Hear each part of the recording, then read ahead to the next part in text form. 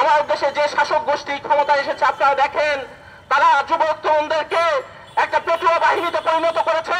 সেই অধিকারের চেতনাগুলোই এখানে যে কোনো বুর্জোয়া গণতান্ত্রিক দেশগুলো তারা নিতে বাধ্য হয়েছিল, লড়াইয়ের মধ্য দিয়ে সেই চেতনাগুলো এসেছিল। ফলে এই কথা বলার মধ্য দিয়ে যদি আপনারা সংকটের সমাধান খুঁজতে যান, সংকটের সমাধান হবে না। ফলে খুঁজতে হবে কোন সেই ব্যবস্থা, কোন সেই নিয়ম যার কারণে বাংলাদেশের মানুষের এই সংকট হলো এবং এই সংকটের সমাধান হলো না।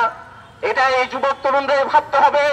এই যুবক তরুণরাই তাদের সামনে, তাদের কাছে আমাদের সেই আশা থাকে, তারাই দেশ নিয়ে তাদের এই যে সচেতনতা, তাদের লড়াই দেশকে কিভাবে পাল্টে দেয় বারে বারে আমরা দেখেছি। আর 24-এর গণ অভ্যুত্থান তো আমাদের প্রত্যক্ষ সাক্ষী।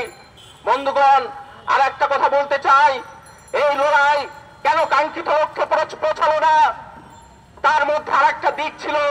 সেটা হচ্ছে আমাদের দেশের বেশিরভাগ মানুষ, তাদের কাছে যে রাজনীতি, সেই রাজনীতি নিয়ে যাওয়া যায় নাই। যে রাজনীতি সচেতনতা থাকলে আমাদের দেশের মানুষ তারা ঐক্যবদ্ধ হতো। আমাদের দেশে যে শাসক গোষ্ঠী ক্ষমতায় এসেছে আপনারা দেখেন, তারা যুবক তরুণদেরকে একটা পেটুয়া বাহিনীতে পরিণত করেছে।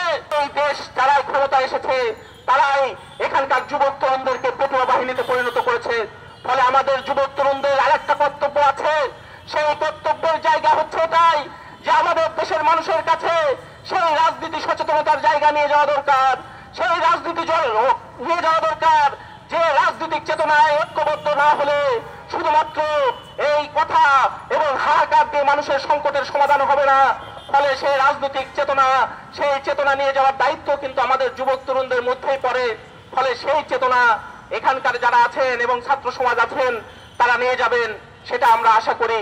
বন্ধুগণ, সমাজতান্ত্রিক ছাত্রফ্রন্ট তার শুরুর জীবন থেকেই একটা প্রতিশ্রুতি ব্যক্ত করেছিল, সেই অধিকার দাবি আদায়ের লড়াই তারা করবে, মানুষের অধিকারের সেই লড়াই তারা করছে। এখানে বলেছে যে শিক্ষাক্রম বাতিলের আন্দোলন সমাজতান্ত্রিক ছাত্রফ্রন্ট করেছে এবং আমরা দেখেছি সারা দেশে মানুষের দ্বারে দ্বারে তারা কিভাবে গিয়েছে। থাকার জায়গা নেই, খাওয়ার ঠিক নেই, তারপরে তারা গিয়েছে এবং মানুষের